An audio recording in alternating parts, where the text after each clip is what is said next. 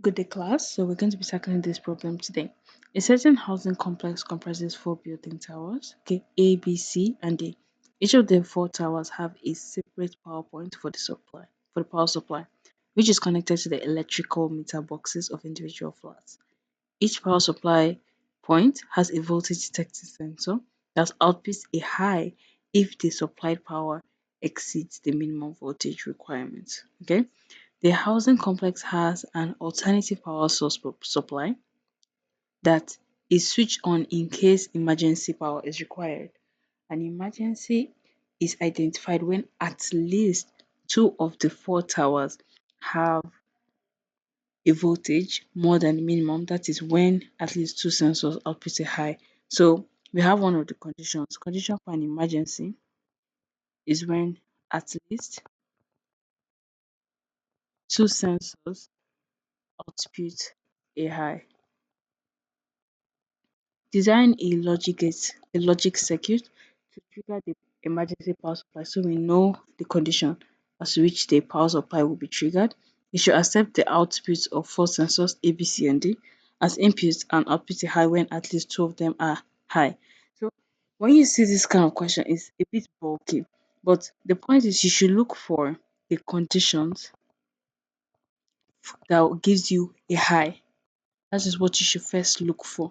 And we already know that what the question wants us to do is they want us to design a logic gate that to trigger the emergency power supply. And when is the emergency power supply triggered? When there are at least two sensors that output a high. So now that we know the condition we're working with, we start to write our inputs A, B, C, and D. So these are four inputs. So therefore we're going to have 2 raised to power 4 as equals to 16 values for each input. Now let me show you how you're going to write it. So A is going to have 8. 1, 2, 3, 4, 5, and 8 ones. B is going to have just divide 16 by 2, you're going to get 8. That's for the A. Divide 8 by 2, you're going to have 4. That's for the B. So you're going to have 4 zeros, 4 ones, another 4 zeros, another 4 ones. Divide this is for B. Divide this by 2, you're going to have 2. So 2 zeros, 2 ones, 2 zeros, 2 ones, 2 zeros, 2 ones. And lastly, divide this for C. Divide for the last one, this for D. You're just going to have 1, 0, 1. They simultaneously follow each other. And it's much better to write it in this pattern because in decimal, this is actually 0, this is 1, this is 2, and it keeps going. So this is more in order in this way if you write it this way. So now our output is emergency A. Now, what's the condition for this emergency to be high? That is, you should have a 1. The condition is that at least two sensors, that is, so what this is saying is between these inputs, at least two of them must be high for emergency to have an output of high. So let's go through each line. Okay, so the first line, you can see all of them are 0, none of them are on. So emergency is not going to have anything. You can see for the second line, only D is on, but we need at least 2. So nothing here. Only 1. Now you can see here at least 2 are high. So emergency is going to be high. You can see for this line, only 1 is on, so 0. Here at least 2 is on, so it fits the description, the condition. Here also. Here they said at least 2, so 2 or more. When you hear that at least, it means this or more. So we're going to have a high. Here we also have 0. Yes, at least 2 are on here. You can see it. So we're going to have 1. Here at least 2 are on. We're going to have 1. Here, yes, 2 or more are on. Yes. Yes. This next line, yes. This next line, yes, it checks out. This next line, yes, it checks out. So now we have been able to write the table for our emergency. Now, this is where product of sums comes in to help you build your logic gate. Wherever you see 1, I want you to focus on those places now. The places that have 0, they don't really matter for now. So starting from this line, okay, we're going to have A, B, C, D. Now, what is A? Is 0. So A will have a not A. That means A is off. B has a 0. So we can say not B. C is 1 and D is 1. So they're going to stay as just C and D. No need to put anything for them. Now go to the next line with 1 on it, with emergency having a 1. You can see B is A is 0. So A will have negation on it. B is 1. So just write B alone. C is 0. C negate. D is 1. So we're just going to have D on its own. The next line, A has a 0 there. B 1, C 1, D has 0. Negate. A has a 0, B, C, and D have no zeros. The next line is 1. A is 1, B has a 0, C is 0, negate it, and D is just 1. The next line, A, B not, C, D not. That's how you keep going till you reach the end. B not, C, D, A, B, C not, D not, A, B, C not, D, A, B, C, D not, and A, B, C, D. So now you have all the outputs you need from here to here. So now there's something called karnaugh mapping. That's what we're going to use to design our logic circuit. So now just to give you a good idea of what karnaugh mapping is based on. So karnaugh mapping is based on something called gray coding. So you see in gray coding, you can see here 0, 0. You can see here is 0, 1, and here is 1, 1. This is done purposely. You can see 0 turn to 1. You may be tempted to say, okay, it would be okay to turn this 1 back to a 0, but you cannot simultaneously change values. This change from 0 to 1, it cannot change on the next step to 0. Rather, it will be this one that will change. So you're going to have 0, 0, 0, 1. This has changed. Next, this will change 1, 0. Next, so it will still be 1, 1. Next, this can change back. So that's just gray coding. You cannot change things instantaneously. So let's just get it out of the way. So this is going to form the basis on which you write our karnaugh mapping. Now look, 0, 0, that's the starting. So we're going to have A, B, bar, bar. Next, 0, 1, we're going to have A, bar, B, because B is now 1. Next, 1, 1, your both going to be A and B. Next, we have 1, 0. So it's going to be A, B, bar. Next, for the C and D output, we're going to have, sorry, so this doesn't look like a negation. C, D, bar, bar, starting with 0, 0, followed by 0, 1, C, bar, D. Next, C, D, and lastly, C, D, bar. So this is how I write karnaugh mapping, and it's based on gray coding. So now we begin to identify this first line. You have A bar, B bar, that is this line, and what row? That is this row, and what column? Row CD. So we're going to write 1 here. Next, we have A bar, B, that's this row, and C bar, D, that's here. So we're going to write a 1 under here. Next, we have A bar, B, that is this row again, then C, D bar, that's here. So that's this how you keep going to reach the end. I'm just going to pause the video and finish it up. So this is what you're going to get for your karnaugh mapping. I have copied it twice for a good reason. So now it's to select. Now you can only select in sets of 2, 4, yes. And always try to make sure that you select in sets of 4. This reduces the algebraic equation you have to work with at the end. So always do as much as you can to select in pairs of 4. So first I'm going to do this selection. I'm just going to do the same here. So when we go across, as from here to here to here to here, I want you to look at the values up here. That is CD, C bar D, and everything. So first, we're going from downwards. So first, let's look at this is C bar, D bar. Okay. Next, this is C bar, D. What flipped? D was D bar here, but now it's D. It flipped. And when something changed from D bar to D in this canal mapping, it has cancelled out itself. So it becomes 0, leaving only C bar. So this D bar to D has cancelled out itself, leaving only C bar. Now let's move on to the next line. You can see C bar changed to C. And I told you if it switches its signs, it has cancelled out itself. So now C and D are both cancelled out of the equation. All we have left now is just what's in the row, which is A, B. So everything here under this column, this C and D has cancelled out itself. So all we're going to be left with for this particular circle we did is just A, B. Now I'm going to make another circle that's in pairs of 4. This one. I'm just going to circle it here for good measure.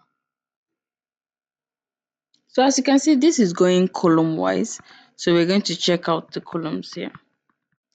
So now we're going to do the same thing as we're going to check if they cancel out or what cancels out rather.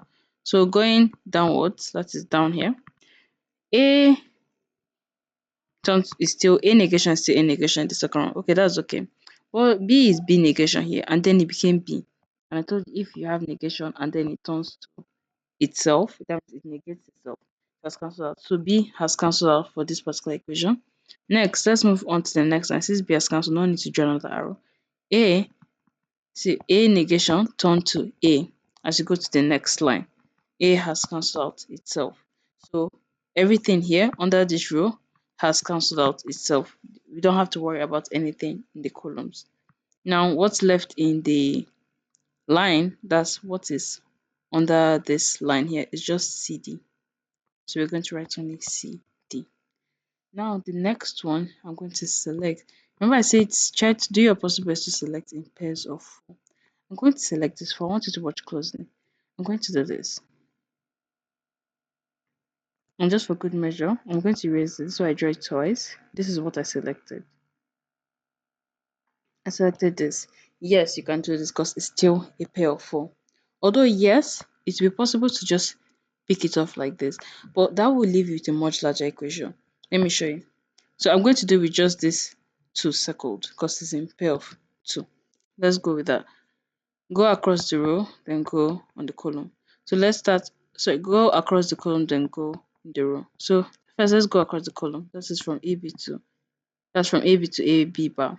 So you can see A still remained A, but B negated itself, meaning B cancelled out here. So all we're left with is A in the column, and then let's go through the row. What we just have there is CD bar. So we're just going to try CD bar. Nothing changed. And you can see you have 3 variables. But now let me show you what happens when you select 4 instead. So I'm going to select this 4 again. That is this 4 that I selected here. I'm going to erase this. First, we're going to go across the column, then across the row. So let's go across column. We're going to have, let me erase this so we don't get confused. We're going to have B becomes B bar, meaning B cancels out, but A still remains. So we're going to have A. Then go across the row. CD, D becomes D bar. It cancels out. C still remains C, so it remains. Can you see that we have only 2 variables here, and that simplifies our equation much better. So that's why I say it's best to always do as much as possible as you can to pick a pair of 4 instead of 2. Now the next I'm going to circle is this. It's still in a pair of 4. I'm just going to do the same here so you can see clearly. So again, I'm going to go in row, then in column. So going from the row, that's from here to here. We're going to have A still remain the same, but B negates itself and cancels out. We're going to have only A left here. Going from here to here, we're going to have C remains C negation, but it's not C negation here. C your C negation, then turn to C, which means to cancel this out. But D still remains D, so we're going to have D. Next, we're going to make another selection, which is this. Let me just give a clear view of what I'm doing here. This is what I selected. So first I'm going to go across the column again, then across the row. So going across the column, we're going to have A bar turns to A, which means it cancels out itself. B still remains B, so I'm just going to have only B. And then we're going to go across the row, that's from here to here. You see CD is C bar C, C bar C, and it turns to C. It cancels out itself, but this remains D. So I'm just going to left with D. The next thing I'm going to circle is going to be this. So you can see it here. You're going to circle till all the ones are covered. And you can see if I go across the column, just to give you a good idea, let me erase this. A negation becomes A, it switch sides, so you cancel out, but B still remains B. So I'm going to write B. I'm going across the row. It is CD. C, so it's not supposed to be negation. C still remains C, but D switched up, so C still remains. This is our final equation. This all equals to E, the output. So this is our final equation. Now you can factorize this so that it can be much easier to draw the circuit diagram. So I'm seeing a lot of common factors here. This has A, this has A, this has A. So I'm just going to bring it out. A, I'll be left with B plus C plus D. Then plus. Next one I'm going to do is I can see this has B and this has B. So I'm going to factor it out. D plus C. Next, all we're left with is CD. So you need to draw the logic circuit of this because that's what the question is asking. It's asking you to design a logic circuit that triggers this emergency power supply. So I'm going to write out my output, my input rather, A, B, C, D. I know that B is ORing, it's adding to C plus D. This is an OR gate. An OR gate is virtually addition. So B, C, and D are going to add up. Next, I can see that A is multiplying them, AND gate. So I'm going to join them with an AND gate here. It's an AND gate. I'm just going to write the output so that we can be very clear on what we are doing. A, B plus C plus D. Next, this is D plus C. So I'm going to bring out lines from D and C. So C. I'm going to bring out a line from D and they are adding. So an OR gate. This is D plus C. This is B plus C plus D. Next, I know they are multiplying with B, which is an AND gate. So I'm going to bring this. I'm going to bring out B. It's best to always signify this so people know the lines are not joining. I'm going to AND it with D plus C. This output becomes B, D, C. Next, I know C and D are adding, so I'm going to bring out those lines. C, sorry, let's signify that the lines are not joined. C, D, they are ANDing. That will be C, D as the output. And all of this come together with an addition. So I'm going to bring all three inputs here into an OR gate. Sorry, forgive me drawing. Into an OR gate here. So this output is essentially this E. This is the answer to this question. I hope you really understood and you'll be able to solve questions like this by yourself next time. All right, thank you for listening. Bye.